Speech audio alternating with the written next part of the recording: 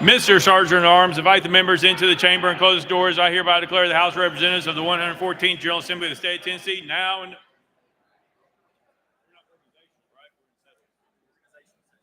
in organizational session. Will the members please stand? With the visitors and gallery please stand and remain standing through the Pledge of Allegiance. Representative, introduce the chaplain of the day, Representative Sherrill. Thank you, Mr. Speaker. Good morning to everyone. Our chaplain of the day is one of our speakers, Cameron Sexton's constituents in Cumberland County. Brother Mike Curley was saved back in October of the 2nd of 1977. He was led to the Lord by his Sunday school teacher. That day not only marked a change in his eternal destination, but it was also the start of life that has had an impact on his family and the community where he was born and raised. It was after his salvation that his mother, father, brother came to know the Lord. In December 1986, he married his wife, Ms. Elizabeth, and they have 3 children, 2 daughters, and 1 son. After having been called to preach, God led Brother Curley to start the Cornerstone Baptist Church in Crossville, Tennessee, in February 1989. From that humble beginning, with just a handful of people in a storefront building, God has blessed his ministry in a mighty and wonderful way, with Sunday morning attendance around 500 people. It has been the norm to have someone either saved or baptized on every week.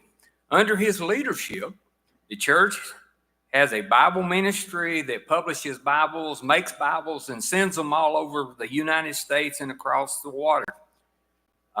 Sends New Testaments and regular Bibles. In addition, the church now supports 65 ministries and missionaries, and with over $200,000 has been given to the missions in the last several years. The church sits on 13 acres up there in Cumberland County. It's bought and paid for to the glory of God. Brother Curley's life verse is Ezekiel 22:30.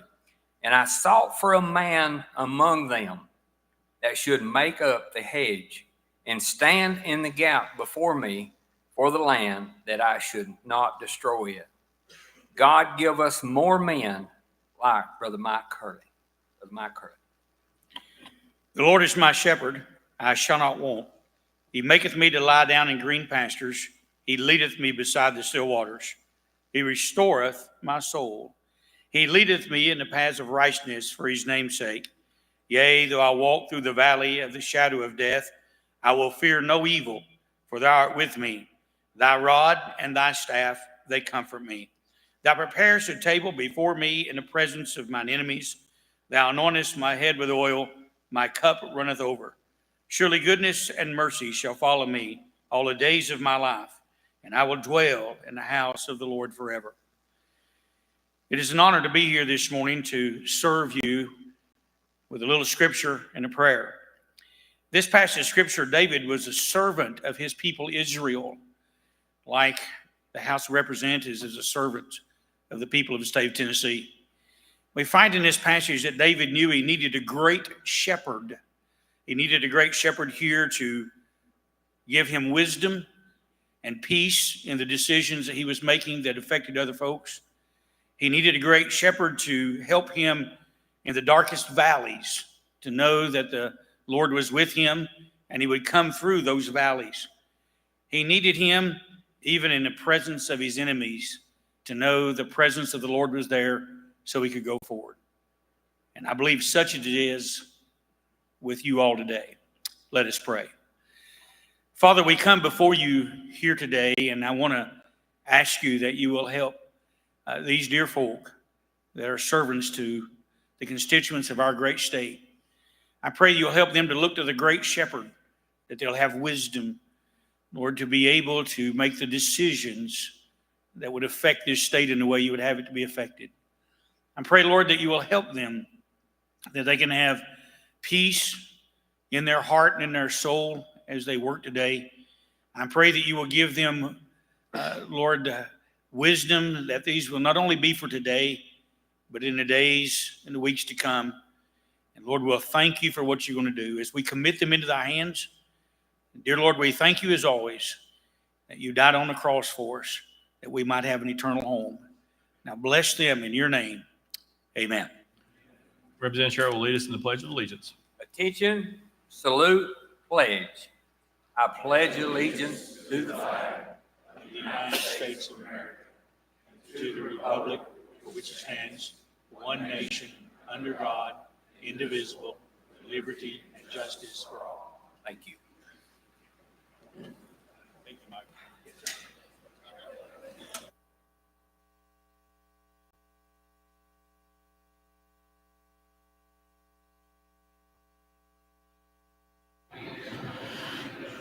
Mr. Clark, please take the roll.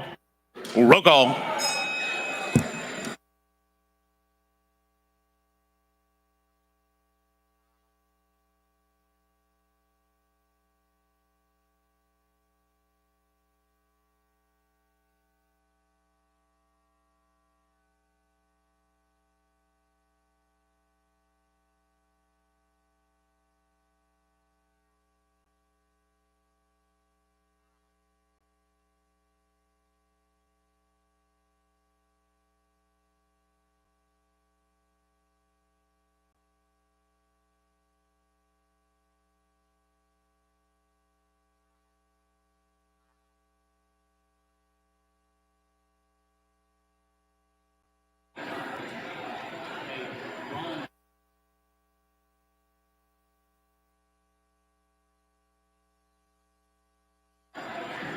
Mr. Clerk, please take the roll. Mr. Speaker, 92 members present. Let the journal reflect Representatives McKenzie, Shaw, Mitchell, Baum, and Pearson are excused. Next order, Mr. Clerk. Welcoming and honoring introduction of resolutions, Senate joint resolutions, congratulatory, memorializing resolutions, laying over, introduction of bills, Senate bills on first consideration, Senate bills on second consideration, House bills on second consideration, petitions and memorials, reports from standing committees, reports from select committees, calendars, unfinished business, announcements. Roll call.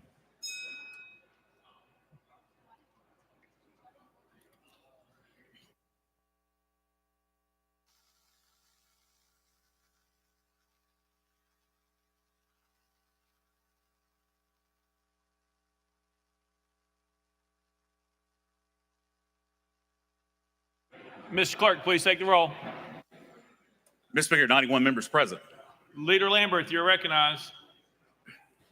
Mr. Speaker, in order to satisfy the requirements of the Tennessee Constitution and pursuant to HJR 37, I move that the House adjourn the organizational session of the House of Representatives of the 114th General Assembly, sine die, and that the House convene immediately into regular session. Sorry, guys, you were almost there. But Without objection, the organizational session of the Tennessee House of Representatives of the 114th General Assembly is adjourned. Sine die.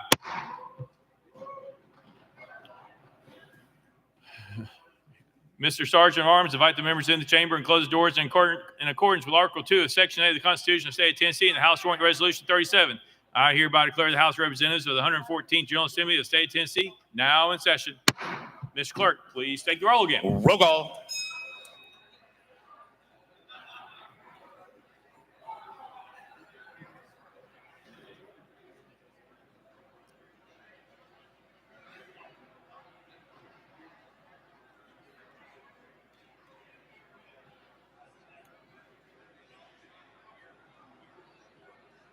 Ms. Clerk, please take the roll. Mr. Speaker, 93 members present. Let the journal reflect Representatives McKenzie, Shaw, Mitchell, Baum, and Pearson are excused. Next order, Ms. Clerk. Welcoming and honoring. Welcome and honor anyone seeking recognition. Representative Lynn. Thank you, Mr. Speaker. Members, many of you know my assistant, Carson Batterley. He is in the hospital this morning. He's about to have surgery. He has appendicitis. And so we're praying that everything will turn out all right. But if you will remember him in your thoughts and prayers, I think he was going to attend the inauguration, and that might not happen now. But he sounds in good spirits. He doesn't have a fever or anything, but he does need his appendix removed. So thank you very much, Mr. Speaker. Thank you. Representative Williams, you're recognized. Thank you, Mr. Speaker. Just wanted to let the body know and also congratulate my son who came in these doors as a little guy. Today is his birthday. He is all grown up and left the house, and we couldn't be more delighted to have him off the payroll, but wanted to wish him a happy birthday.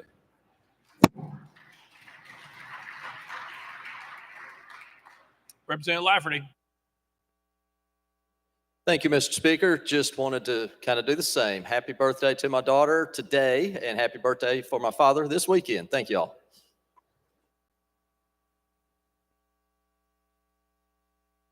Representative Moody.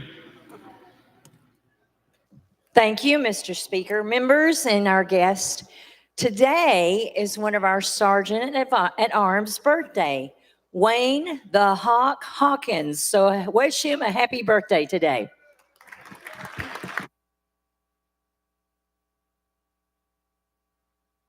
Representative Doggett.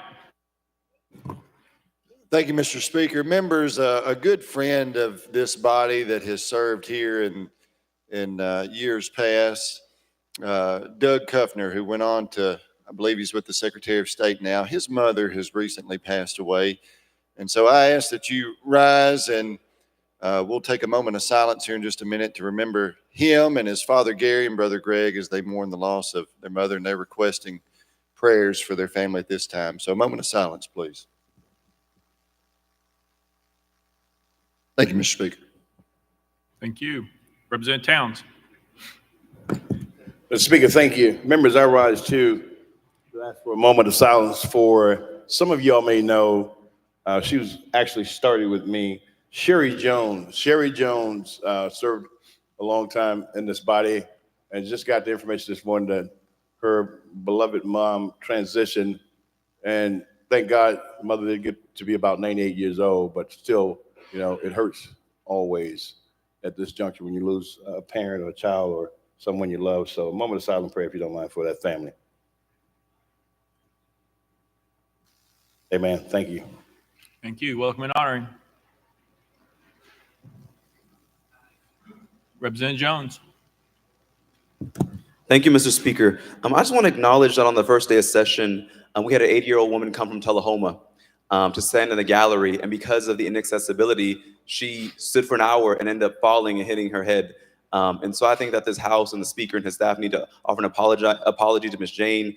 We have senior citizens trying to come here and participate. I know some members of this chamber couldn't stand that long, but we want the members of the public to stand in line an hour, come up here, don't have proper seating. Is an ADA compliance issue, and I think that we need to do better as a House to make sure that all Tennesseans have access to the People's House, and we don't make it difficult for senior citizens to stand up there. So I would offer a rule that we allow seniors to enter first, elders to enter first. Let's be respectful. These people came for our swearing in. And came all the way, Ms. Jane again came all the way from Tullahoma and had to wait, and then ended up falling because of the ropes that the Speaker's staff set up arbitrarily up there in the gallery. So, Mr. Speaker, I would ask that you give Ms. Jane an apology. We can give you her information, but again, it's something that is really concerning. And luckily, she's doing better. She went to the doctor. The nurse from here saw her, and so we just want to make sure that she and every Tennessean feel welcome here. Welcome and honoring. Next order, Ms. Clark. Introduction of resolutions. Leader Lambert, you recognize. Thank you, Mr. Speaker. Move that all resolutions properly filed be introduced pursuant to Rule number 17 and placed on the consent calendar, referred to the appropriate standing committee. Without objection, so ordered. Next order, Mr. Clark. Senate Joint Resolutions congratulatory and memorializing. Leader Lambert, you are recognized. Thank you, Mr. Speaker. Move that all Senate joint resolutions congratulatory and memorializing and allowing that S be placed on the consent calendar, pursuant to Rule number 17. Without objection, so ordered. Next order, Mr. Clark. Resolutions lying over. Leader Lambert, you recognize. Thank you, Mr. Speaker. Move that all resolutions lying over be held on the desk pending appointment to the appropriate standing committee. Without objection, so ordered. Next order, Mr. Clark. Introduction of bills. Leader Lambert, you recognize. Thank you, Mr. Speaker. Move that House Bills 156 through 185 be introduced and passed on first consideration. Without objection, so ordered. Next order, Mr. Clark. Senate bills on first consideration, Senate bills on second consideration, House bills on second consideration. Leader Lambert, you recognize. Thank you, Mr. Speaker. Move that House Bills 139 through 155 be passed on second consideration to be held on the desk pending the appointment of the appropriate standing committee. Without objection, so ordered. Next order, Mr. Clark. Petitions and memorials, reports from standing committees, reports from select committees. Chairman Zachary, you are recognized. Mr. Clark. Oh, okay. Sorry about that. Mr. Clark. Mr. Speaker, we have a report filed from the Select Committee on Rules.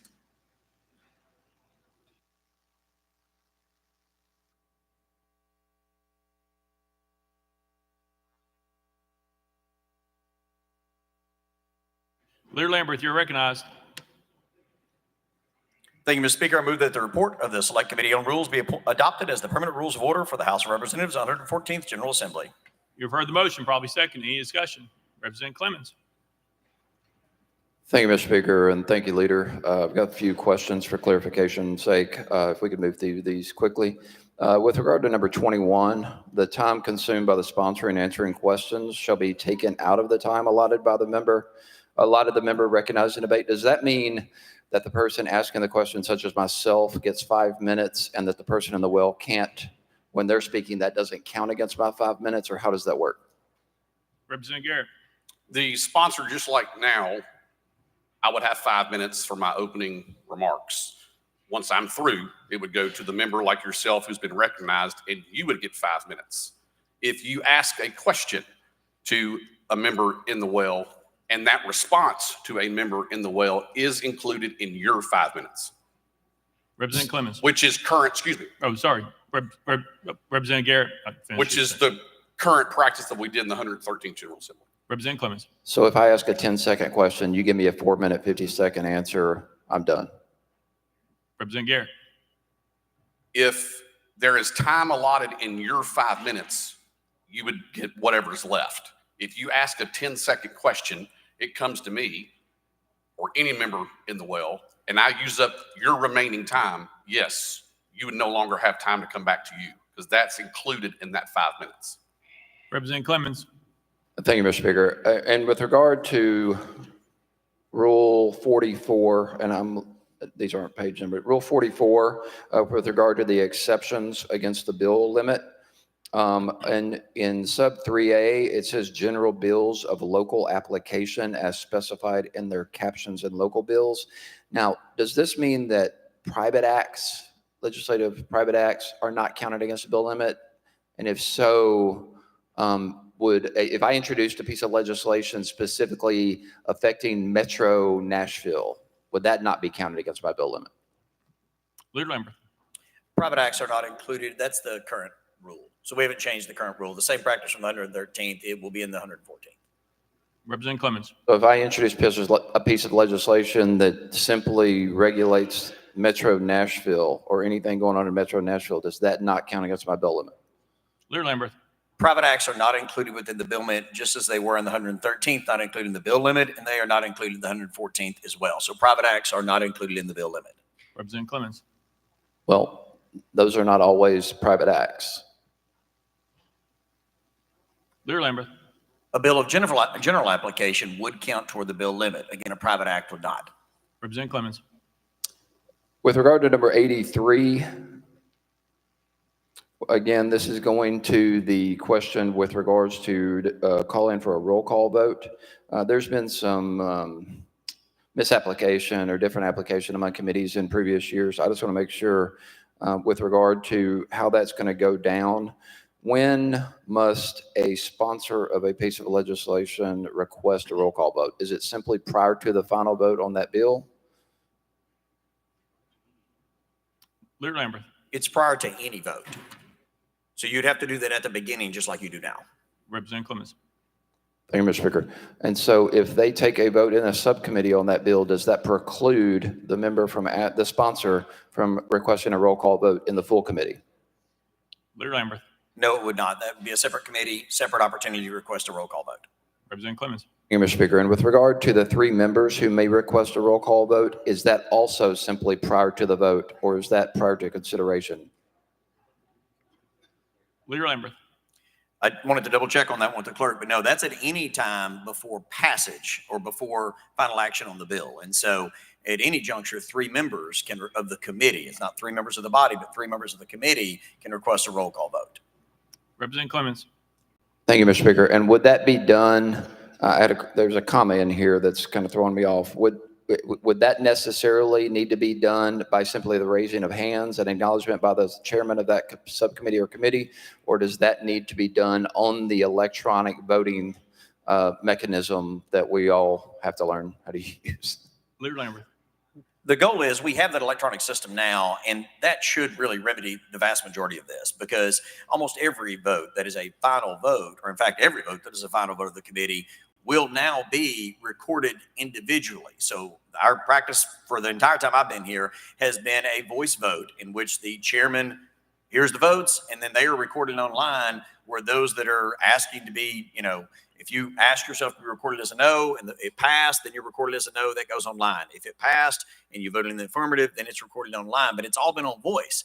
Now with the electronic system, 99% of the issues that we're talking about right now will be resolved because you won't even have to ask for a roll call vote. It will be by rule on that electronic voting system anytime it's a final action of the committee on it. So if a bill's going to pass or fail, anything that's a final action is on that electronic voting system. I hope that answers your question. If not, I'm happy to come back to it. Representative Parkinson. Thank you, Mr. Speaker, and thank you, gentlemen.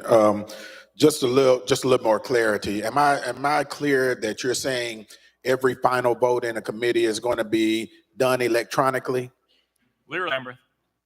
Yes, absolutely. That's the big change, is that the system that was installed while we were gone, I mean, those microphones now have the ability to be able to do an electronic vote. And so instead of having to ask for a roll call vote or anything like that, it is literally the same as we're voting on the floor. So you'll hit the button on there, and then that is how your vote is recorded for any final action of the committee. Representative Parkinson. Thank you, Mr. Speaker. So just so I'm clear, because this is new for me based on our discussions, there will be no voice vote for final disposition of a bill in a committee. Leader Lambert. That is correct. Representative Parkinson. Thank you for that clarity. I do have one more question. In asking for a roll call vote as a committee member, we have to have 3 hands, right? Leader So, Lambert. thank you, Mr. Speaker. Representative Parkinson. Thank you, Mr. Speaker. We have to have 3 hands. So when those members raise their 3 hands, we can still verbally request a roll call vote by raising our 3 hands and saying we want a roll call vote, correct? It does not have to be done electronically, correct? Leader Lambert. That's correct. Same as we do now. Representative Parkinson. Thank you, sir. Thank you for the clarity. Representative Todd. Thank you, Mr. Speaker. And one thing about this set of rules that I really appreciate is this electronic voting. I've had constituents for the entire time I've been in the General Assembly asking me for something like that. And so, matter of fact, one of my constituents even offered to write the check to pay for the system, whatever it looked like. And so I told them that'd be very difficult to do, but we would be working on that. And I just want to thank the Speaker for purchasing a system where that was possible, and then thank this body for authorizing that in the set of rules. So I think that's going to be a vast improvement. It's going to make it much more, I think, reasonable for a chairman to operate a committee, and especially on the final action of a bill. So I really appreciate this, Mr. Speaker, and the members. Leader Camper. Thank you, Mr. Chairman. Representative, in Rule 83, subsection 10, at the end when it's talking about calendar and rules, it still talks about a voice vote in there. Explain that to the members so we'll have an appreciation of whether we still can or cannot have a voice vote. Leader Lambert. And I should have mentioned that nuance earlier. Thank you for catching that, Leader. Calendar and rules is the one exception just because of the vast number of bills that come through calendar rules.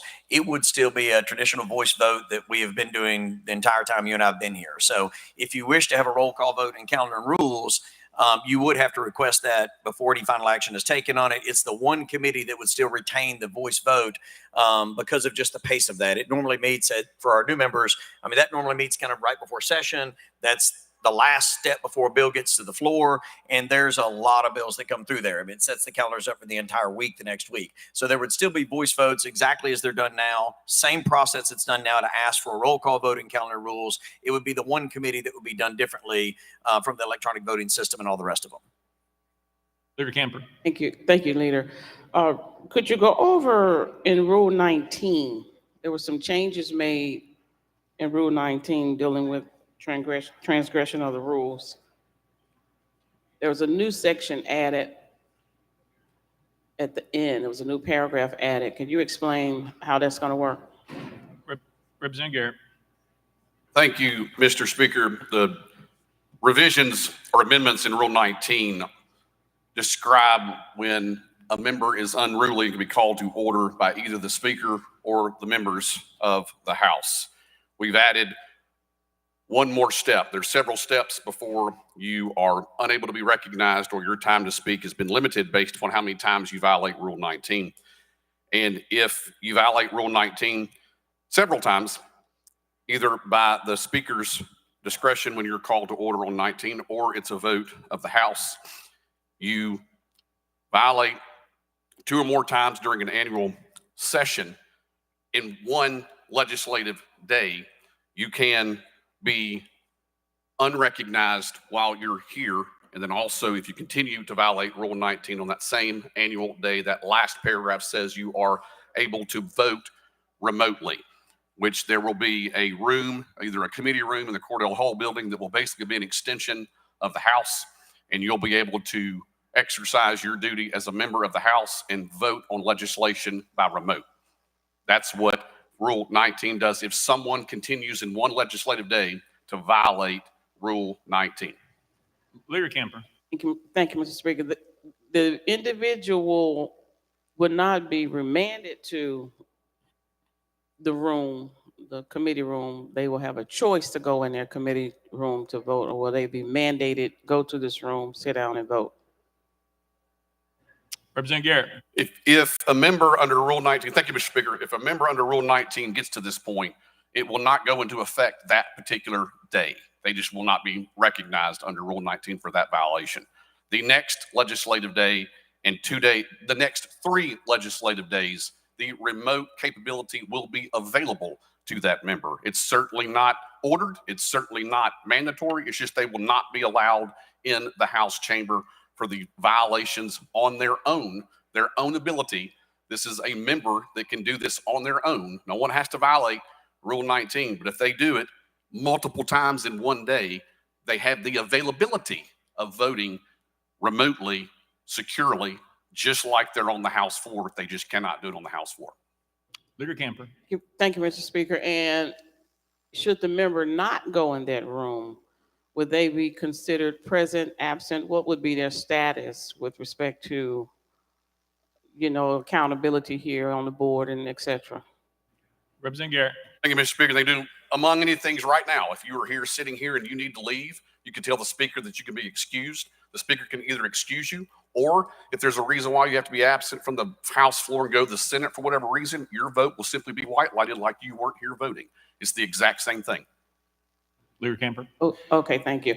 And lastly, Mr. Sponsor, item 4, rule number 4. This is a change for people in the gallery and lobby and their behavior. I think it's important for you to go over that rule so that the people that are here will understand it and the public. Leader Lamberth. Thank you, Mr. Speaker. And I'm actually going to read this one. I mean, it is online and the rules will be available, but it is important for those that are in the observation gallery to understand that it is just that, an observation gallery. It is not a participatory event. When folks come to this chamber, they're welcome here on any day to observe their government in action. If you wish to participate, then you run for public office, just as all of us did, and then you participate in the debate. So for the observation gallery, it says, when any person in the gallery attempts to attract attention of anyone on the floor by word, deed, or otherwise, or when any person in the gallery engages in conduct or commits any action deemed by the speaker to be detrimental to the orderly business of the House, such persons shall be removed from the gallery pursuant to instruction from the speaker. Any person so removed shall not be permitted to return to the gallery for the remainder of that legislative day and the next legislative day, provided that any person exhibiting especially egregious conduct or repeatedly removed from the gallery may be prohibited from returning to the gallery for any period up through the remainder of the General Assembly.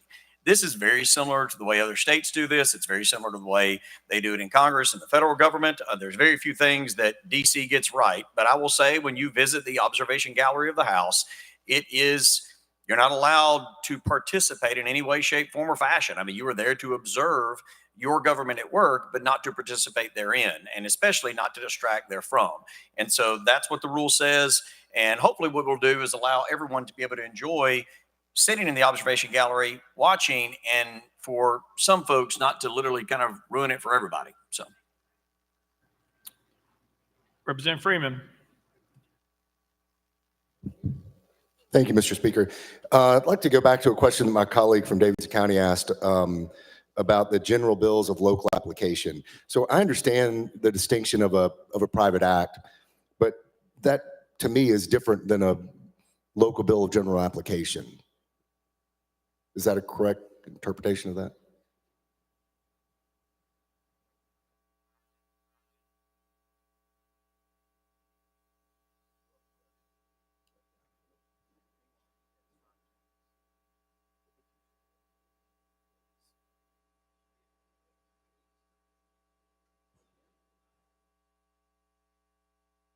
Leader Lambert. So, and I know Chairman Clemens was asking this earlier, and I had missed the nuance of what he was talking about with the metro government. It is a little bit different. So a general bill of local application, if designed very carefully, could potentially not affect your bill limit. It is similar to a private act. So private acts do not, but there are some circumstances, and I understand the nuance now, that a metro government may be a little bit different than I think we have 3 metro governments in the state, where it's a general rule of local application. As long as it's drafted properly, and I would work with the clerk to make sure that it is, then there is a scenario where that would not count towards your bill limit. Representative Freeman. Great, thank you. Representative Zachary. Thank you, Mr. Speaker. Sponsor, just to go back to Rule 19 briefly to clarify in terms of the remote voting, and you may have mentioned this, and please forgive me if you did, the House rules apply to the remote voting. If a member is in a committee room, the House rules of the floor apply to that committee room, correct? Representative Garrett. Thank you, Mr. Speaker. Absolutely. It's just like an extension of this floor. The rules will apply. It will be limited access to probably press. There will be nobody else in there. You can't have props. You can't have all the things that you can do. What you can't do here, you can't do there. It's just like we're here. It's a simple extension of the House floor to allow that member that can't control themselves under Rule 19, their ability to vote is still available to them should they choose. Representative Zachary. Thank you, Mr. Speaker. And then Leader, briefly on Rule 4. I just want to thank the Speaker and thank leadership for bringing this rule. Roughly 10 of us went to Washington during the summer, and we had the opportunity to participate and go in and participate in a session. And it was surprising to us that while we were in the gallery, we were not allowed to speak, we were not allowed to wear hats, we were not allowed to have phones. And they literally threatened to remove us when a member from the executive staff took his hat off and set it on the rail. Representative Grills was admonished by the law enforcement when he looked over the rail. So I think sometimes we think about the galleries just being wide open and the freedom that comes with that. But there's also the people's business is being conducted here. And these rules more closely reflect, not even to the extent of what's done in Congress. I appreciate the Speaker bringing these. These are important rules. Thank you. Representative Hardaway. Call the question. Question's been called. Is there objection? We're on the board. All those in favor of previous question, vote aye when the bell rings. Those opposed, vote no.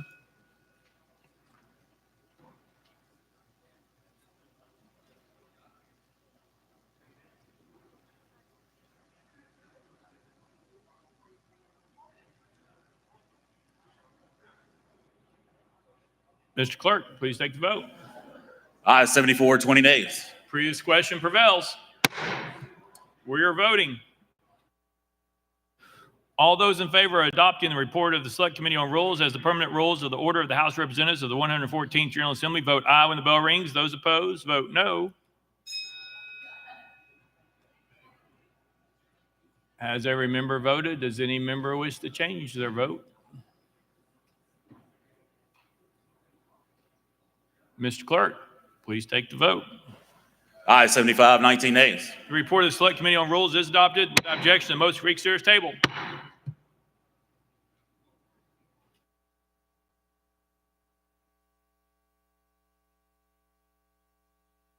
Next order, Mr. Clerk. Calendars. Mr. Speaker, the House has a consent calendar. Chairman Zachary, you recognize. Thank you, Mr. Speaker. I move passage of the consent calendar on third and final consideration, keeping with Rule 50. Chairman moves passage of the consent calendar, probably seconded. Any objections been filed, Mr. Clerk? Mr. Speaker, no objections filed. Anyone seeking recognition on the consent calendar? Seeing none, we're voting. All those in favor, vote aye when the bell rings. Those opposed, vote no.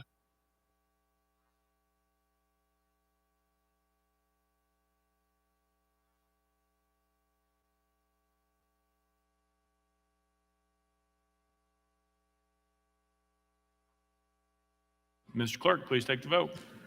Ayes 94, no nays. Having received the constitutional majority, I declare the consent calendar passed without objection. The motion reconsider is tabled. Next order, Mr. Clerk. Mr. Speaker, the House has a regular calendar. Call it first bill, Mr. Clerk. House Joint Resolution 33 by Representative Garrett and others, a resolution to honor and commend Raleigh Gaines of Sumner County. Representative Garrett, you're recognized. Thank you, Mr. Speaker. I move adoption of House Joint Resolution 33. Representative Garrett moves adoption, probably seconded. Mr. Clerk, any amendments been filed? Mr. Speaker, no amendments filed. Representative Garrett, you're recognized. Thank you, Mr. Speaker. Members, House Resolution 33, I'm going to read the introductory paragraph, the federal rule under Title IX. No person in the United States shall, on the basis of sex, be excluded from participation in, be denied the benefits of, or be subjected to discrimination under any education program or activity receiving financial assistance. I have two daughters. My daughters are competitive volleyball players. I don't know how much the members pay attention to our social media and what happens when there's a volleyball game, girl volleyball game, and there's a man playing on the other side. And when you see evidence of what a man's stature can do with a volleyball coming down over the net and hits a little girl in the face, what happens to that little girl? And when my daughters ask me, could that be me? Could that one day be me facing a competitive sport where they have to compete with another man?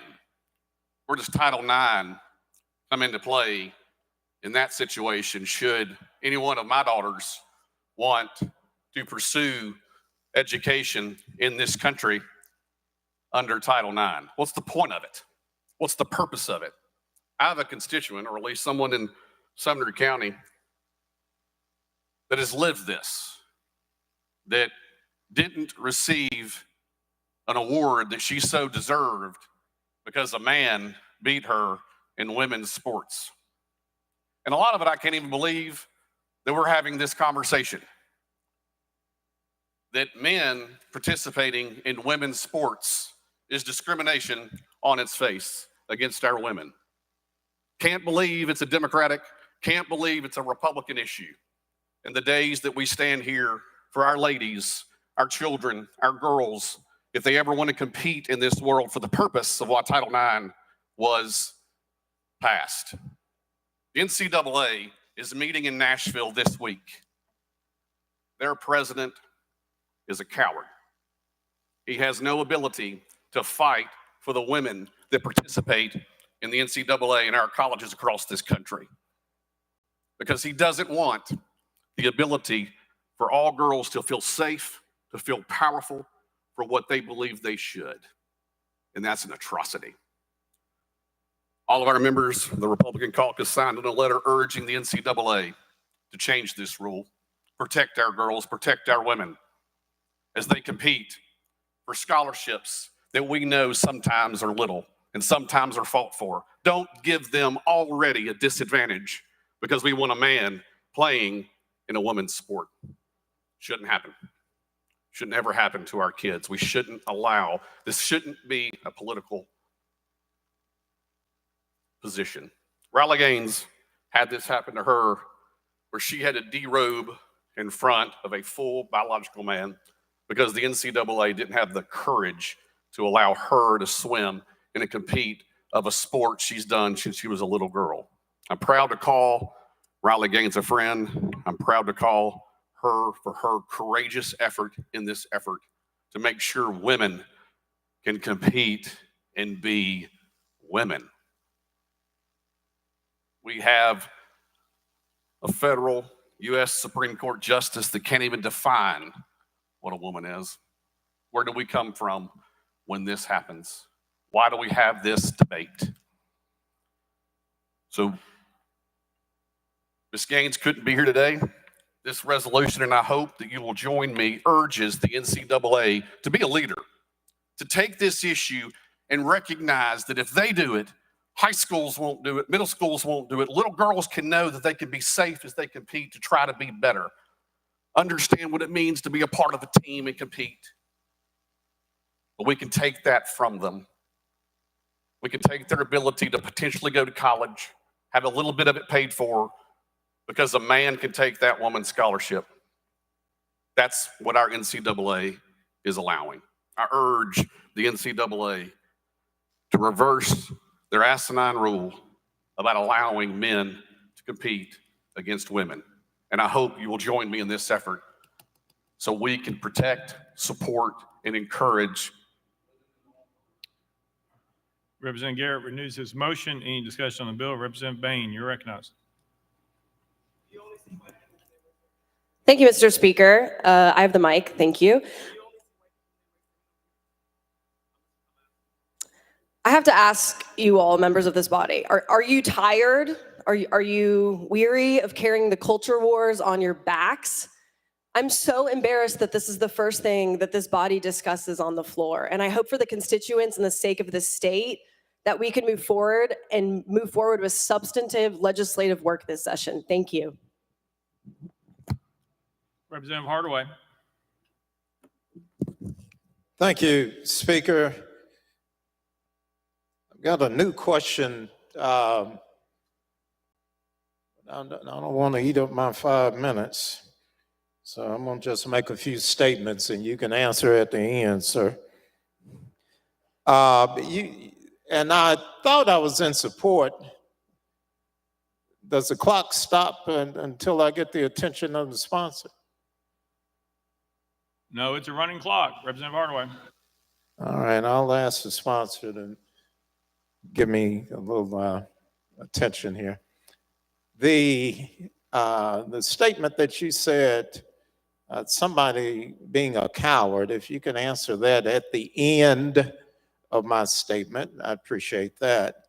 And the other part that I'm curious about is whether any part of this resolution offers a solution other than doing nothing at all for those individuals who this resolution is directed towards. In other words, is there going to be a separate category for those individuals? Are you offering that? If not, why? If so, why? And I'm gonna just leave it at those two. So if you could respond to those, and if you leave me some more time, I'll respond to your response. Representative Garrett. Thank you, Mr. Speaker. Representative Hardaway, I hope you have the honor that I have to get to know Ms. Riley Gaines. I hope you get the honor to hear her story and what she went through. This resolution simply says to the NCAA, look at the work that Ms. Gaines has done. Look at what she went through. Look at what many followers of her, many young women that look up to her, including my daughters, that see her as a knight for women. I would encourage you to meet her, reach out to her, hear her story. Then I would finally say to your response on what's the resolution, what's the solution? The solution is for the NCAA to honor, fight the law, to honor what Title IX says, and to abide by what our federal law says that protects those that are discriminated against under Title IX. That's what I hope the NCAA does as it relates to this resolution. Representative Hardaway. And would you offer a third category besides male and female for the sake of competition in sports? Representative Garrett.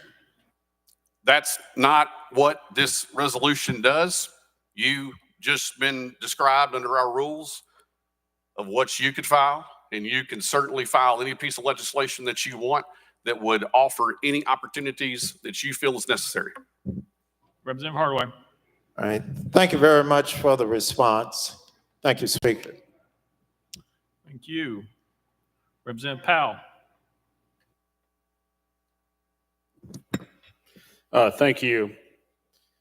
So several years ago, I brought forth legislation in support of the Equal Rights Amendment. And I recall having a very spirited conversation in committee with the sponsor of this legislation, who challenged that women who are competing in professional sports might have the same pay that men do. And in fact, voted against and helped kill my resolution in support of the Equal Rights Amendment. So I hope that all of you that are standing up there and that might vote for this piece of legislation, you can look past the playing field to the employment offices, to the job sites, and help women who are continuously in our society underpaid, underappreciated, and not given equal playing field. If we adopted the Equal Rights Amendment, some of these issues we could resolve. But that effort that I pushed was rejected. I too, and sponsor and I have actually been at a sporting event together with our daughters both competing. But I have yet to see this issue surface as a father competing and supporting my daughter, who also plays girls volleyball. So I think this is an issue where we're taking some very small circumstances and magnifying what the real issue is, all the different challenges the women in our country face to be treated equally, paid equally, and treated equally. Thank you. Representative Garrett. Thank you, Mr. Speaker. Again, as I encouraged my friend from Shelby County, obviously you haven't met Riley Gaines, and looks like you wouldn't have any interest in doing that. And I would remind the sponsor and my friend from Davidson County is that what I would politely say that I reminded him in committee is that this is a resolution that we're discussing today. A resolution is very different than a bill. I reminded him that a resolution is not a piece of legislation. He decided in that committee that he referred to file a resolution. If this was a problem, if this was an issue, I bet if he filed a piece of legislation, because this is currently against the law, that bill would be remedied, that bill would be filed. He chose not to do that because it's not. It's simply not the way that it is. He didn't file a piece of legislation to take care. You're not seeing pieces of legislation filed to correct any wrong of unequal rights here. This is what the NCAA is doing with this resolution, is promoting the unequal treatment of people that receive federal funding, which is the very purpose why Title IX has been approved and been the law of the land for some over 40 years.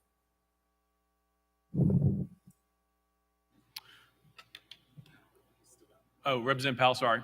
Thank you, Mr. Speaker. So actually, I did bring a piece of legislation in the form in that committee. Our state has already ratified the Equal Rights Amendment. There was a hope that we would take action at that. Of course, the federal government has not taken further action, but our state has ratified that. And we can get a debate about what that means, about if you can rescind something that you've already ratified. I believe you can't when it comes to Equal Rights Amendment. And so it was a re-support that. So I did and followed the rules and have brought that forth before it actually passed out of a subcommittee, made it to a full committee. Unfortunately, it died. So I'll continue to support women. I'll continue to support the Equal Rights Amendment. Thank you, Mr. Speaker. Representative Garrett, you have anything? I look forward to you voting yes on this resolution. Thank you. Representative Fritz. Thank you, Mr. Speaker, and thank you to the sponsor and all those that co-sponsored. I just stand in honor of this courageous young lady. When I read the representative's offering of words, it made me think of a young Jewish girl of 2,500 years ago who was bold enough to stand in front of the king. Her Jewish name was Hadassah. And she risked everything to stand up for what was right. And so when I read, my friend, what you put in words, I thought of Hadassah or Esther. And I thought we should certainly applaud this young woman of our generation for the courage to stand against what has become an atrocity of woke mindset in many circles. And again, the cowardice of those people who sit on those boards who will not stand up for the God-given rights of that young lady to be able to compete fairly and not against biological males. So thank you for bringing this. You have my full support. Representative Grills. Thank you, Mr. Speaker, and thank you, Representative Garrett, for bringing this. It was said a while ago about they can't believe that this is the #1 issue that are the first issue that we're taking on. I'm a father. I'm a husband. My daughter's sitting up there in that balcony right now. And my #1 issue as a daddy is to protect her. And to be here today to get to vote on this legislation thrills my heart. And for her to be in that gallery to see that she knows that her daddy will stand and fight for her, you better believe it. That makes me happy. And for everybody that's in my district that knows that I'll be willing to stand and fight for their daughter, they're happy about it too. And I'm just so grateful to be a part of men and women that want to stand up for what is right, what God ordained. And I've heard that this culture war will run businesses away from Tennessee. We're continuing to grow like crazy, folks. Why is that? It might be a blessing. Thank you there, Representative Garrett. Representative Garrett. Thank you for comments. Representative Warner. Thank you, Mr. Speaker. I move previous question. Previous question been called. Is there objection? It's light, but we got it. Previous questions on the board. All those in favor of previous question, vote aye when the bell rings. Those opposed, vote no.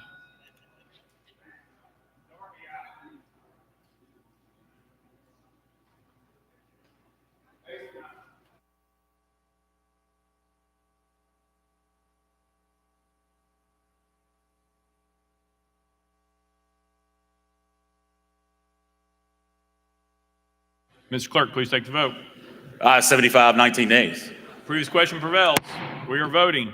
All those in favor of House Joint Resolution 33, vote aye when the bell rings. Those opposed, vote no. Has every member voted? Does any member wish to change their vote?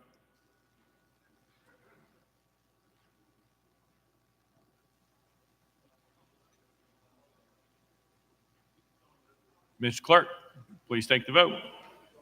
Aye, 78, 14 nays. House Joint Resolution 33, having received a constitutional majority, I hereby declare adopted without objection. The motion reads this table. Call up next bill, Mr. Clerk. That completes the regular calendar, Mr. Speaker. Next order, Mr. Clerk. Unfinished business.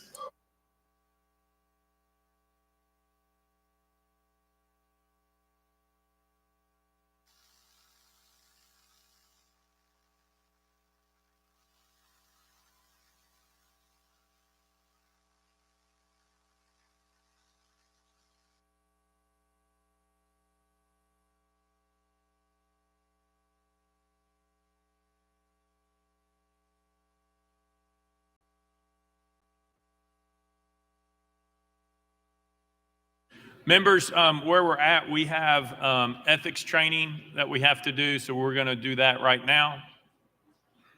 Then we're going to announce committees, fiscal review, and then take care of the remaining unfinished business before we adjourn. But we are doing ethics training right now, or campaign finance as well. Mr. Young, you are recognized, or someone is recognized in the well. Thank you. Thank you, Speaker. Thank you, Speaker Sexton. One, I want to say happy 2025 to everyone here. I appreciate y'all having us here for your annual ethics training. As I told the Senate, I'm getting old in this job. Doing 2 of these at once is beyond my capacity anymore. So I'm going to defer your ethics training to our General Counsel, Lauren Topping, after I've done the one next door for the Senate. Let me tell you, you're getting the better part of the deal here. General Counsel Topping came to us from the Secretary of State's office. Lauren does a great job with this training. I'm just here to say I appreciate all y'all work here today. I appreciate your coming and consulting with our office when you have problems on ethics issues. Encourage you to continue to do that. And without further ado, I'm going to hand it over to General Counsel Topping. Thank you. And thank you, Speaker Sexton. And I want to also mention thank you, Doug Himes, for working with us on this matter and staff of the House. Thank you all. Good morning. As Director Young said, my name is Lauren Topping. I currently serve as the General Counsel for the Tennessee Bureau of Ethics and Campaign Finance. I am here today to conduct the annual ethics training as required by TCA 3-6-113. You have in your materials a PowerPoint. It's a rather lengthy PowerPoint. It has a lot of information for you that you can read through, but I am not going to read it to you today. Also in your materials, we have the 2025 General Assembly Training Manual that has been updated. I'm going to start by going through that document to give you some reminders and some friendly information, and then we'll go into some hot topics that we've seen over the last year. So, as you all are aware, the Bureau of Ethics and Campaign Finance is composed of two regulatory boards, the Tennessee Ethics Commission, which oversees ethics matters, particularly the statement of interest disclosure, as well as lobbyist disclosures and employer of lobbyist disclosures. We also have the Tennessee Registry of Election Finance, which deals with campaign finance related matters, both on the state and local level. Starting with our reminders, the statement of interest disclosure for each member of the General Assembly is due to be filed with our office on April the 15th of 2025. Please do keep in mind that these disclosures are required to be updated as the year goes on, as you have changes to your income, changes to your status, changes to your investments, changes to your travel expenses, your business relationships, things of that nature. Do keep in mind that under Tennessee law, you are required to disclose travel expenses, including any expenses which are incidental to that travel. If that travel is paid on your behalf by a person with interest in the public policy of Tennessee, and if the travel was for the purpose of informing you regarding to public policy. So as those events come up, as that travel occurs, you do need to amend your statement of interest disclosure to include that. Additionally, you are required to report any out-of-state consulting contacts, either with yourself or your spouse, if you receive compensation over $200. That doesn't happen very often, so I won't spend a lot of detail on it. But if you do think that might apply to you, please let us know and we'll see what we need to do there. Additionally, keep in mind that both members of the General Assembly, as well as any staff member or employee of the General Assembly, must disclose any contract entered into with any other person or entity employed by the General Assembly to provide campaign services. Both parties to that contract are required to report within 5 days of entering into the contract, and then you are required to update that disclosure annually for as long as the contract remains active.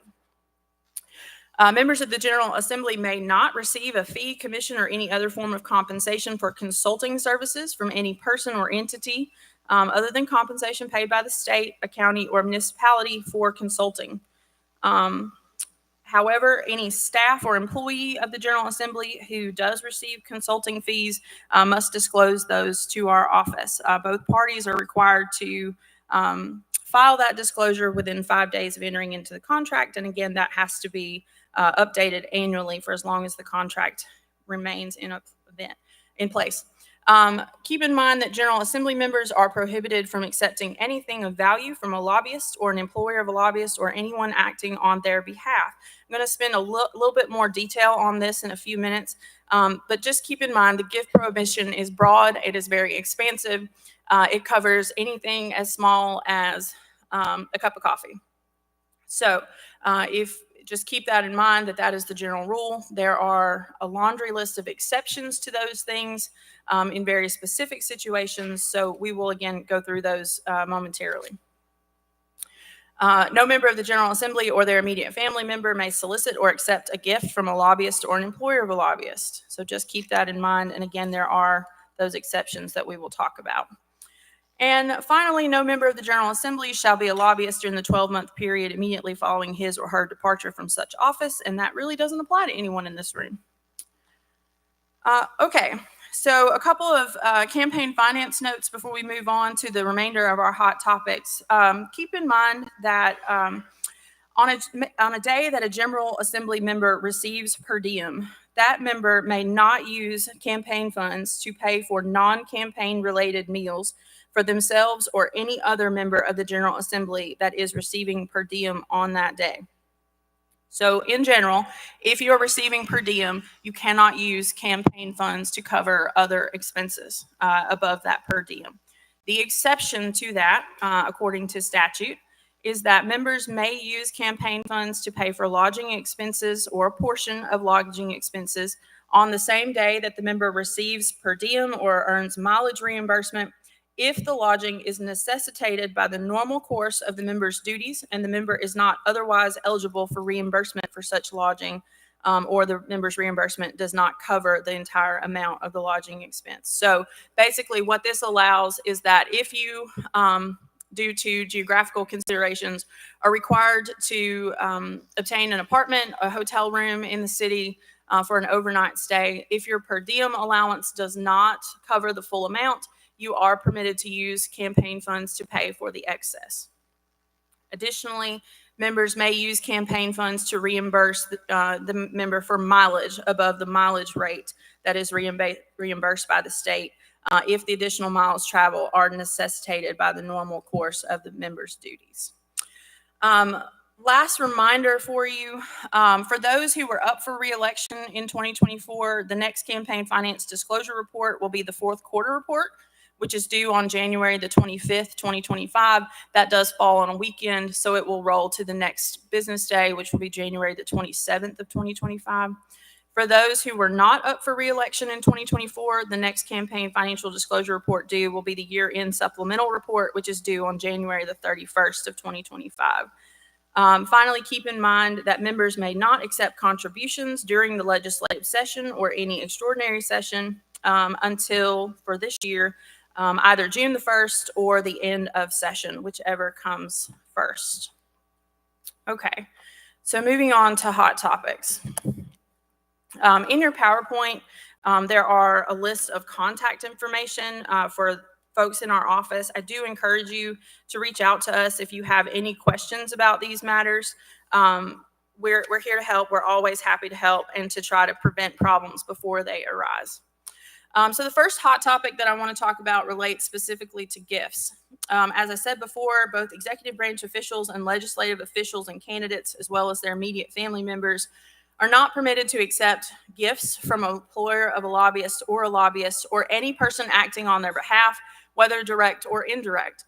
As you all may be aware, this came up before the Ethics Commission in December of last year and resulted in the issuance of Advisory Opinion 24-01 by the Ethics Commission, which addressed the situation where a C4 entity, which was closely tied with a C3 entity, paid for expenses on behalf of an executive official, and whether or not that was appropriate given the circumstances.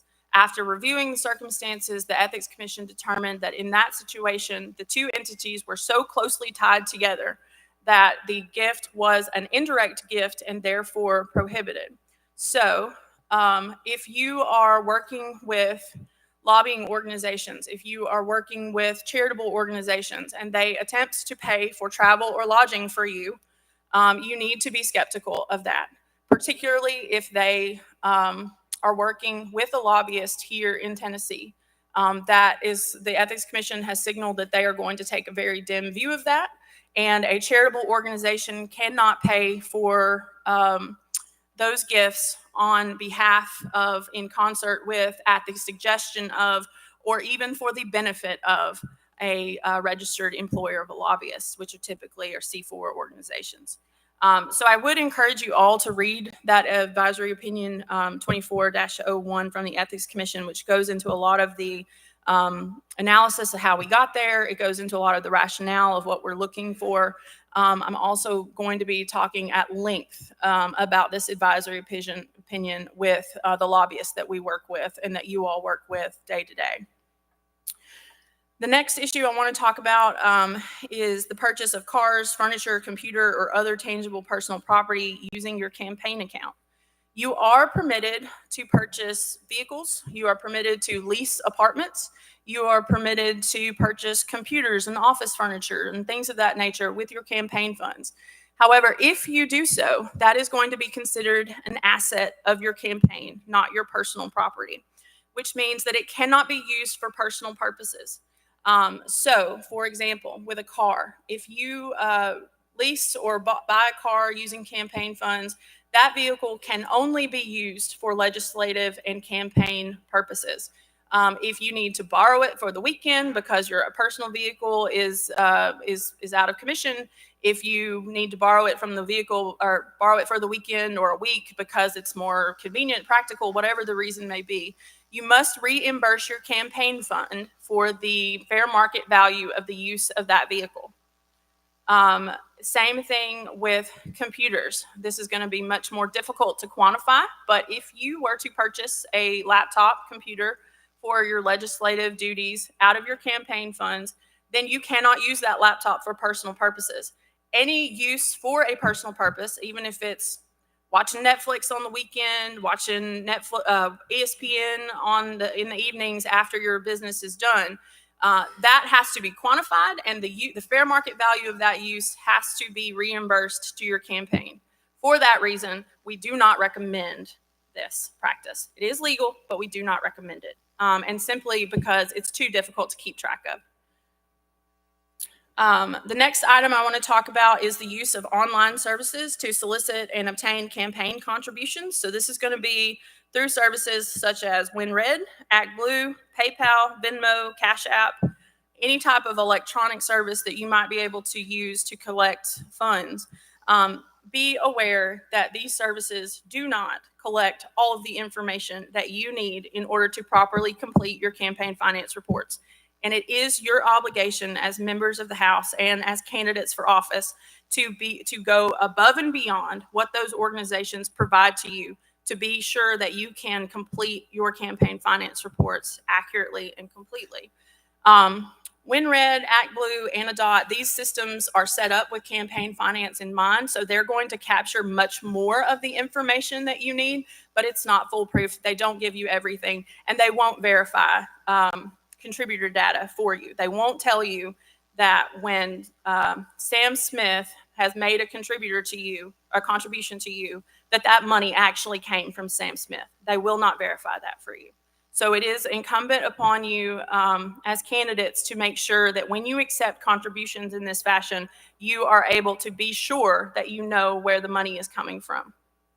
PayPal, Venmo, Cash App, these things are much, much more difficult to use, and I would strongly discourage you from accepting contributions using these things unless it is from people that you know personally. And again, the reason for that is that you cannot verify that the funds are coming from where they say they're coming from. You will not be able to obtain contact information for those contributors. If they give you bad information in terms of addresses, employers, occupations, you will not be able to reach out to them to obtain the correct information. So again, these services are problematic. You may have all also heard of some issues that are going on at the federal level with suspicious campaign contribution activity. We are aware of that. In colloquial terms, it's often referred to as smurfing. So we're looking into this issue and if and whether it may be happening in Tennessee. We are going to be meeting in coming days with members of this body as well as the Tennessee Bureau of Investigation and the Federal Bureau of Investigation to look at this issue more broadly, what laws are in place already to address it and what we can do going forward to address it.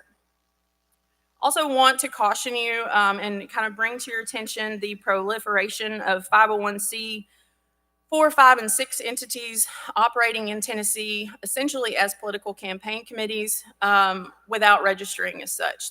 We are seeing this a lot more, particularly in 2024. We want to remind these C4, 5, and 6 organizations that under certain circumstances, they are considered to be political campaign committees in Tennessee. They are required to register with our office, and their tax status does not prevent them from having to register with our office. Moving on to things that are a little bit lighter. Contribution limits will be adjusted this year. Hopefully within the next month, we will also be handing out new push cards with contribution limits and filing deadlines for the 2025-2026 calendar period. So be looking for those, and we will pass them out once we get them. General Assembly members are reminded, as well as their staff, about the campaign services and consulting services disclosures. This is something that we typically work with Mr. Himes and Mr. Humphreys on closely to make sure that those are filed. If you have any questions about those, whether or not you are required to file those, please let us know so we can get that done as quickly as possible. As I mentioned before, the annual filing for statement of interest disclosures is due on April the 15th. You are welcome to go ahead and get those done now. I would strongly encourage you to just get it out of the way before the session starts so that you don't have to worry about it. For 2026, and anyone who, I don't think this applies in this room, but if there were to be a special election or something this year, interim reports must be filed during the 10 days immediately preceding the election. We are still working on our procedure for reviewing interim reports, verifying that things were filed properly, and bringing those things to the registry board. Quite frankly, it's a very difficult and time-consuming process that we're working on getting the kinks out of. So just to kind of remind y'all that those are out there during election times. Again, another reminder is that as of last year, all expenditures spent by the campaign must be fully itemized, and unitemized contributions to your campaign are limited at $2,000 per reporting period. Any contributions above that $2,000 limit must be fully itemized. So quite frankly, it makes more sense to make sure that you get all of the information that you need in order to itemize every contribution, just so you can make sure you don't run into any issues with that. Along that same line, that brings me to another thing that happens that we strongly discourage, which is fish bowls, collection plates. We really discourage those because when someone just drops a $20 bill in a fish bowl, you don't know who it came from, and you cannot properly report it. You cannot verify campaign contribution limits requirements. So we really just do not recommend that. Also, keep in mind there is a $50 cash limit on contributions per individual. So you cannot take a $100 bill in a fundraiser or in a fishbowl. You would have to, presumably you wouldn't be able to return that to the individual. So you would not be able to use that $100 for your campaign. You would be required to donate that money to charity as an unallowed contribution. Okay, all political campaign committees contributing either to state or local elections or dealing with any referendum on the ballot must now be filed with the registry board. So basically, there are no more local PACs. All PACs are filed with our office.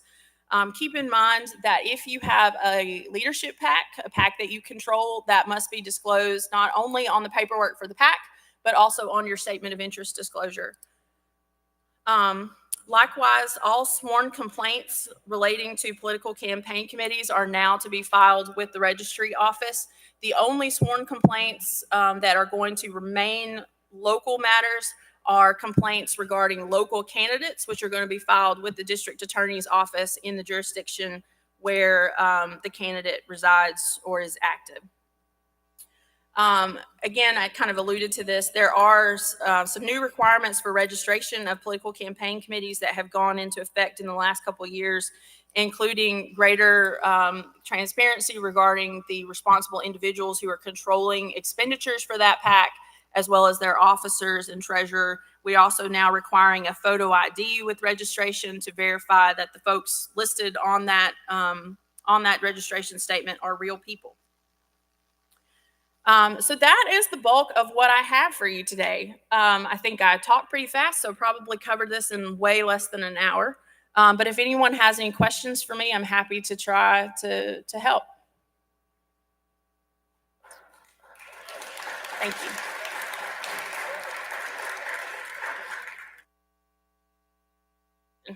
If you have questions, please go see them. All right. We're under unfinished business. Representative Wright, you are recognized. Thank you, Mr. Speaker. I move that the rules be suspended for immediate consideration of Senate Joint Resolution Number 8. Mr. Clerk, please read the caption. Senate Joint Resolution 8 by Representative Wright, a resolution to congratulate the University of Tennessee Volunteers baseball team 2024 NCAA Men's College World Series champions. You heard the caption. Any objections? Without objection, the rules are suspended. Representative Wright. Thank you, Mr. Speaker. I move to concur in Senate Joint Resolution number 8 and request that all members voting in the affirmative be listed as co-prime sponsors. Thank you. Without objection, exclusion is duly noted. Representative Wright. Very good. All right. Representative Wright moves to concur in Senate Joint Resolution number 8, properly seconded. Any objection to the question? Seeing none. All those in favor say aye. Aye. All those opposed say no. The ayes have it. I declare concurred in. Without objection, most reconsider table. Representative Bolso, you are recognized. Thank you, Mr. Speaker. I move to withdraw House Bill 3 from the committee and the House. You've heard the motion. Any objections? Without objection, so ordered.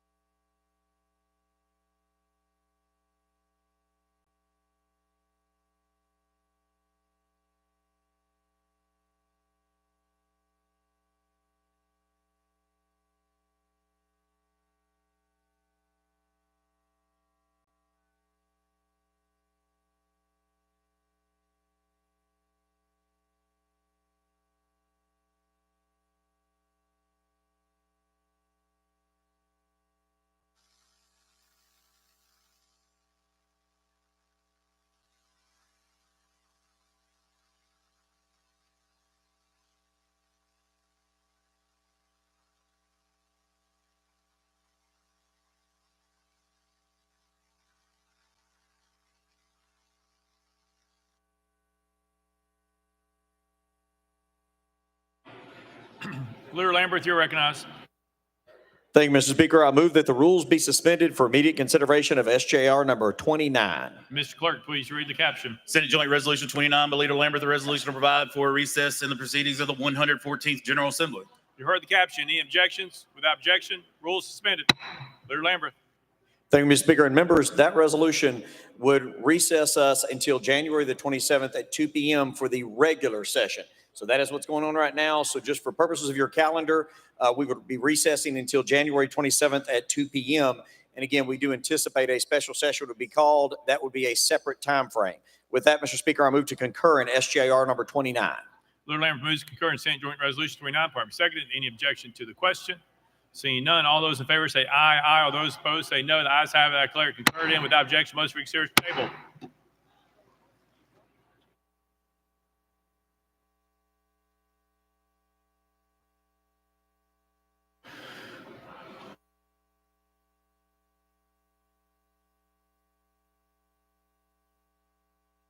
Nominations are now in order for members of the Fiscal Review Committee for the 114th General Assembly. Chairman Faison, you are recognized. Thank you, Mr. Speaker. It is my honor and my pleasure to nominate Representative Rush Bricken, Representative Tandy Darby, Representative Tim Hicks of Washington, Representative Dan Howell, and Representative Mary Littleton to serve on the Fiscal Review Committee for the 114th General Assembly. Chairman Clemens, you are recognized. Thank you, Mr. Speaker. It is my honor and pleasure to nominate Representative Vincent Dixie, Representative Johnny Shaw to serve on the Fiscal Review Committee for the 114th General Assembly. You've heard the motions, properly seconded. Leader Lambert, you are recognized. Thank you, Mr. Speaker. Move the nomination cease. You've heard the motion, probably seconded. Any objections? Without objection, we are voting on the nominees for fiscal review. All members in favor vote aye when the bell rings. Those opposed vote no. Has every member voted? Does any member wish to change their vote? Kumar, aye.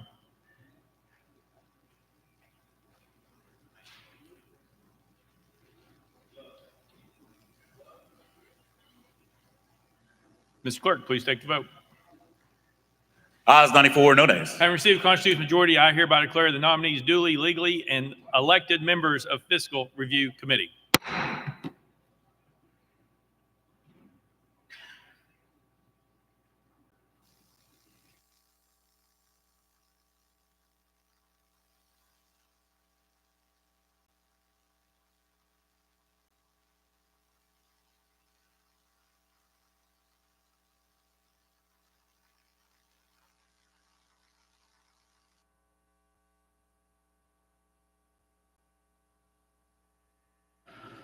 All right, members, I'm sure this is what you all been waiting on.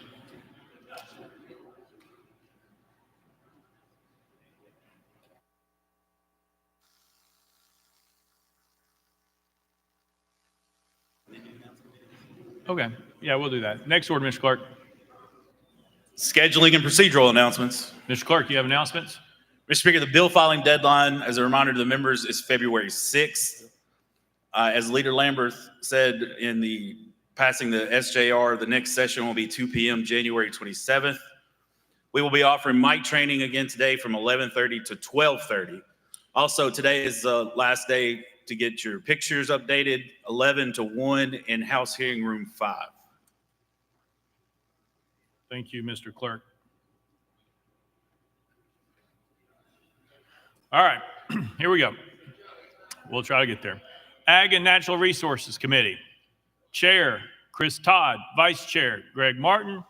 Committee members, Alexander, Bain, Darby, Doggett, Fritz, Grills, Hardaway, Halsey, Hurt, Jones of Davison, Reedy, Shaw, Stinnett, Travis. Ag and Natural Resources Subcommittee. Chair, Grills. Members, Alexander, Fritz, Jones of Davison, Martin of Hamilton, Shaw, Stinnett, Todd. Commerce Committee. Chair, Vaughn. Vice Chair, Bricken. Members, Barrett, Boyd, Brooks, Burkhart, Camper, Clemens, Cochran, Darby, Faison, Hell, Hardaway, Haston, Hemmer, Kiesling, Lafferty, Lynn, Marsh, Martin of Carroll, Moon, Vital, Zachary. Banking and Consumer Affairs Subcommittee. Chair, Darby. Members, Hell, Hemmer, Kiesling, Lynn, Marsh, Vaughn, Vital. Business and Utilities Subcommittee. Chair, Boyd. Members, Barrett, Bricken, Burkhart, Camper, Clemens, Cochran, Hardaway, Lafferty, Vaughn. Education Committee. Chair, White. Vice Chair, Raper. Members, Barrett, Baum, Bolso, Sapicki, Glenn, Hakeem, Haston, Hicks of Washington, Hurt, Johnson, Jones of Unicoi, Mayberry, McKenzie, Reedy, Reeves, Rudd, Slater, Stevens.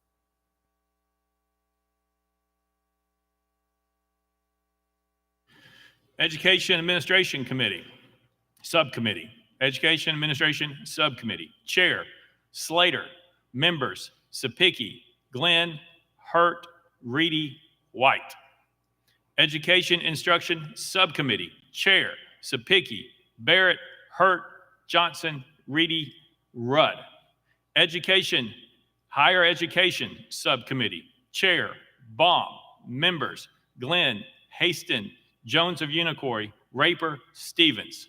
K through 12 Subcommittee, Chair, Haston, members, Bolso, Hakeem, Mayberry, McKenzie, Reeves, Slater, White. Finance Ways and Means Committee, Chair, Hicks of Hawkins, Vice Chair, Gillespie, members, Baum, Boyd, Camper, Capley, Chisholm, Cochran, Crawford, Faison, Freeman, Gant, Garrett, Grills, Hell, Hawk, Hicks of Washington, Holsey, Lambert, Love, Miller, Moody, Parkinson, Reeves, Shaw, Sparks, Vaughn, Williams, Zachary. Finance Ways and Means Subcommittee, Chair, Williams, members, Capley, Chisholm, Cochran, Crawford, Gant, Gillespie, Hicks of Hawkins, Hicks of Washington, Parkinson, Reeves, Shaw, Zachary. Appropriations and Oversight Subcommittee, Chair, Holsey, members, Camper, Faison, Garrett, Miller, Moody, Sparks, Williams, Zachary. Government Operations Committee, Chair, Lafferty, Vice Chair, Reedy, members, Camper, Clemens, Crawford, Faison, Fritz, Glenn, Lambert, Mayberry, Marsh, McKenzie, Parkinson, Renault, Sherrill, Towns. Health Committee, Chair, Terry, Vice Chair, Leatherwood, members, Brooks, Capley, Carringer, Clemens, Farmer, Gant, Gillespie, Helton, Haynes, Himmer, Hicks of Hawkins, Hicks of Washington, Hill, Kumar, Lynn, Martin of Carroll, McKenzie, Mitchell, Rudder, Sherrill, Travis, White, Williams. Health Subcommittee, Chair, Martin of Carroll, Gant, Hicks of Washington, Hill, Leatherwood, McKenzie, Mitchell, Terry, Williams. Population Health Subcommittee, Chair, Carringer, Brooks, Clemens, Gillespie, Helton, Haynes, Kumar, Rudder, Sherrill, Terry, Travis. Insurance Committee, Chair, Kumar, Vice Chair, Hill, members, Sapicki, Freeman, Grills, Hakeem, Hell, Helton, Haynes, Jones of Unicoi, Lafferty, Love, Martin of Carroll, Moody, Parkinson, Raper, Scarborough, Slater, Sparks, Terry. Insurance Subcommittee, Chair, Helton, Haynes, members, Freeman, Hakeem, Jones of Unicoi, Kumar, Raper, Scarborough. TennCare Subcommittee, Chair, Hell, members, Sapicki, Kumar, Love, Moody, Parkinson, Sparks. Judicial Committee, Chair, Farmer, Vice Chair, Davis, members, Alexander, Atchley, Bolso, Doggett, Eldridge, Garrett, Harris, Johnson, Kiesling, Lambert, Littleton, Powell, Powers, Russell, Salinas, Scarborough, Stinnett, Todd, Towns, Travis. Civil Justice Subcommittee, Chair, Russell, members, Davis, Farmer, Garrett, Johnson, Stinnett, Todd, Travis. Children and Family Affairs Subcommittee, Chair, Littleton, members, Alexander, Bolso, Doggett, Harris, Kiesling, Powers, Towns. Criminal Justice Subcommittee, Chair, Doggett, members, Atchley, Farmer, Lambert, Littleton, Powell, Russell, Salinas, Scarborough. Naming and Designating Committee, Chair, Bolso, Vice Chair, Fritz, members, Barrett, Bain, Bricken, Dixie, Jones of Davison, Leatherwood, Marsh, Warner. Private Acts Committee, Chair, Powers, Vice Chair, Sparks, members, Brooks, Capley, Davis, Doggett, Hawk, Himmer, Holsey, Pearson, Sherrill, Stevens. State and Local Government Committee, Chair, Crawford, Vice Chair, Wright, members, Bricken, Burkhart, Butler, Carringer, Chisholm, Dixie, Eldridge, Howe, Leatherwood, Littleton, Martin of Hamilton, McCalman, Miller, Mitchell, Moon, Powell, Powers, Rudd, Rudder, Salinas, Warner. Departments and Agencies Subcommittee, Chair, Eldridge. Members, Burkhart, Carringer, Chisholm, Crawford, Martin of Hamilton, Miller, Powers. Public Service Subcommittee, Chair, Rudder. Members, Burkhart, Eldridge, McCalman, Salinas, Warner. Cities and Counties Subcommittee, Chair, Moon. Members, Butler, Crawford, Dixie, Littleton, Mitchell, Wright. Elections and Campaign Finance Committee, Chair, Rudd, Bricken, Howe, Leatherwood, Moon, Powell, Wright. Transportation Committee, Chair, Howe, Vice Chair, Butler.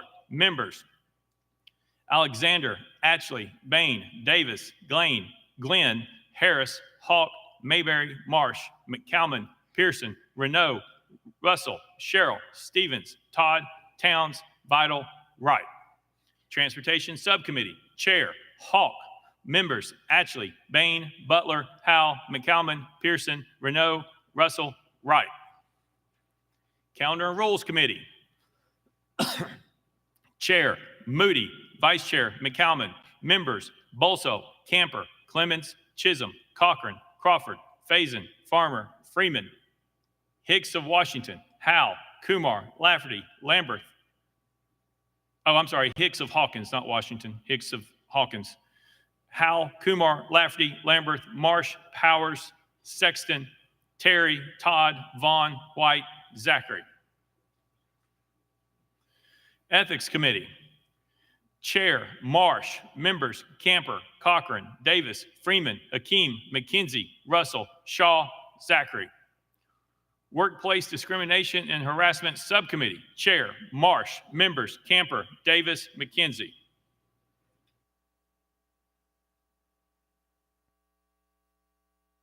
Deputy Speaker, Zachary. Next order, Mr. Clerk. Roll call. Roll call.